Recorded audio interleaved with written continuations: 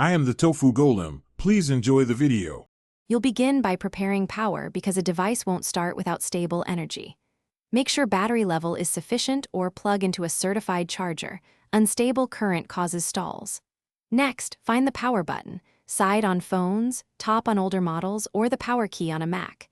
If a case or dock obstructs the button, remove it. For desktops, confirm the wall switch and PSU connectors are secure. Once everything's ready, press and hold the button for 1-3 seconds to initiate boot. Once you press power, watch the screen.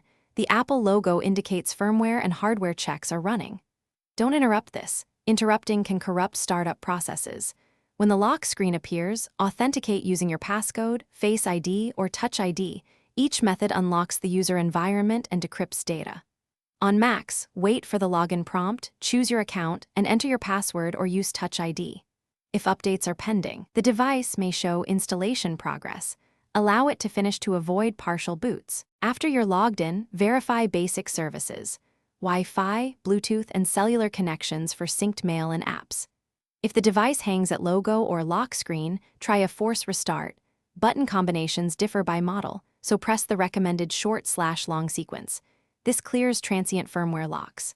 If problems persist, connect to a computer and enter recovery or DFU mode to reinstall firmware, but back up data first when possible. One key tip: always try a force restart before full restore to avoid unnecessary data loss. Thanks for watching. Consider subscribing if we helped you today.